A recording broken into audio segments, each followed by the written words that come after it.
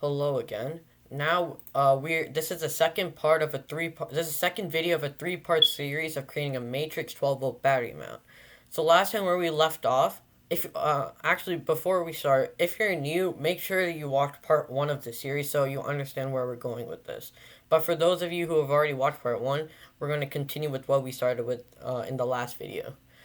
So, hopefully you've downloaded this battery mount, and once it's downloaded, I wanted to rename this as battery mount V2.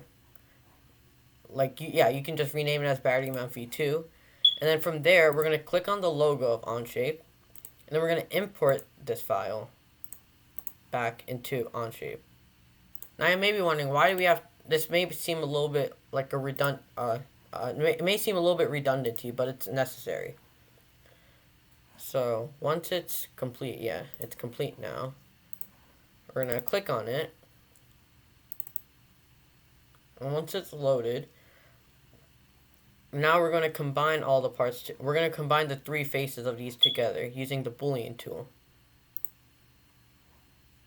Alright, I just made a mistake. So let's send this to trash and we'll start again. We import the file, battery mount. I'm going to combine it to a single part studio.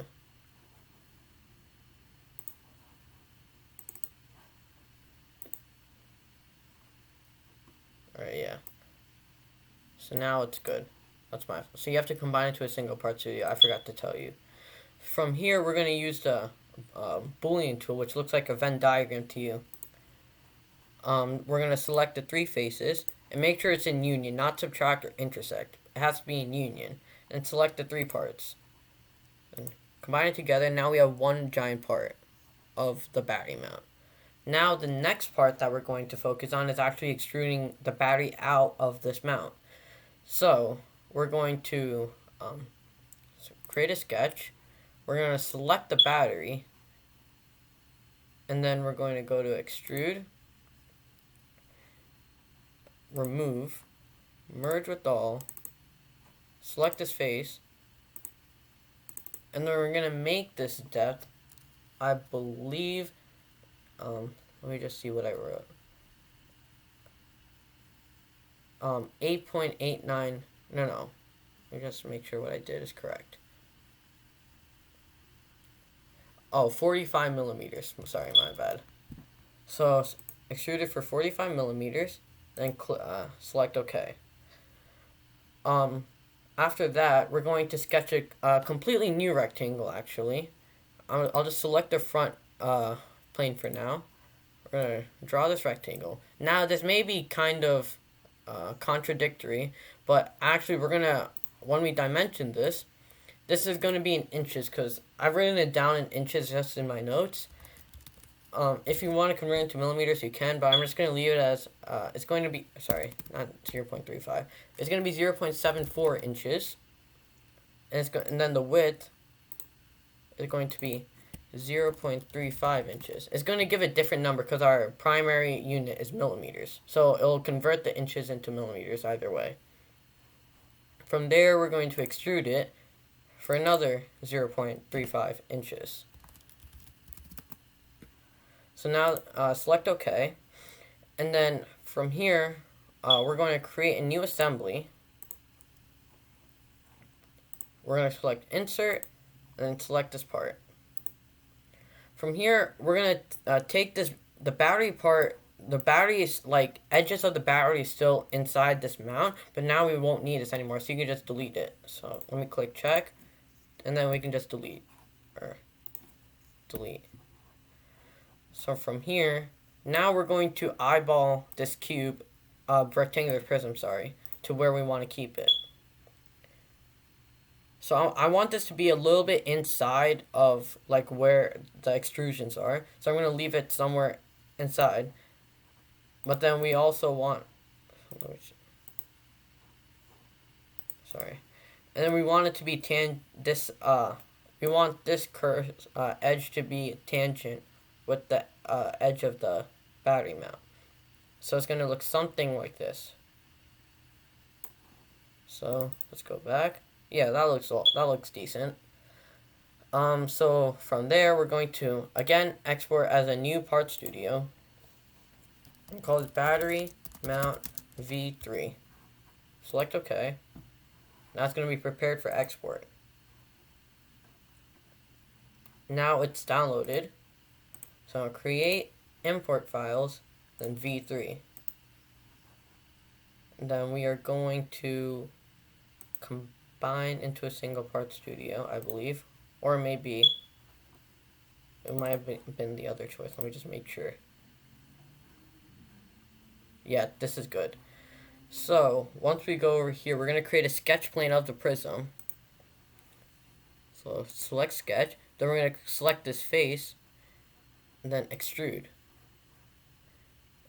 We're going to remove. Let me just make sure. I'm going to merge with all, and then we're gonna make sure you select it, and then the depth of the extrusion is going to be 8.89 millimeters. So yeah, this is how it should look like right now.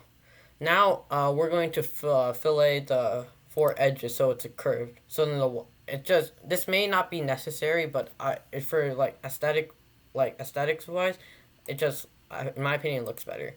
So we're gonna hold on. We are going to wait a minute. So select the fillet option. We want to do this edge. We want to do this edge.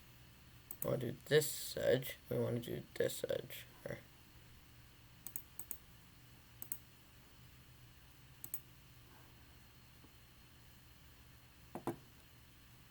With a radii of 0.10 inches again. We're going to go inches just for this case again.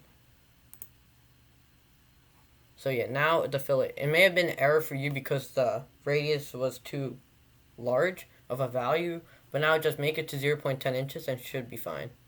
Now we are pretty much our battery mount's complete at this point. But now we just have to add the holes on the 2 sides, and now we're gonna add your team number on the sides of this as well.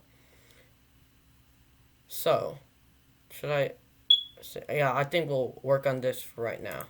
So now that we're done with this, we're going to sketch a circle. So sketch, front, circle.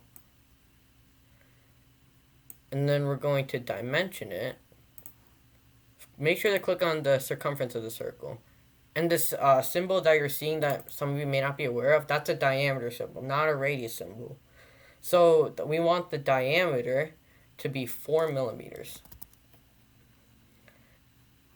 So select OK. Oh wait, my mistake. I have to do one more thing. It needs to be on the battery mount. So we're going to sketch.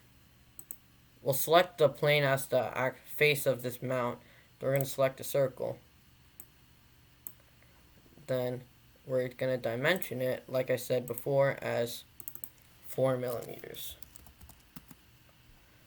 Now from here, we're going to dimension. Let me just zoom in a little bit. We're going to dimension the circle to the bottom edge as 4 millimeters. So circle to the bottom edge. This is going to be 4 millimeters. And then we're going to dimension the center to this edge as 8 millimeters. And now let's stay tuned for part 3 of this video where we'll go more in depth of creating the final pieces of it now. So thank you for watching this video.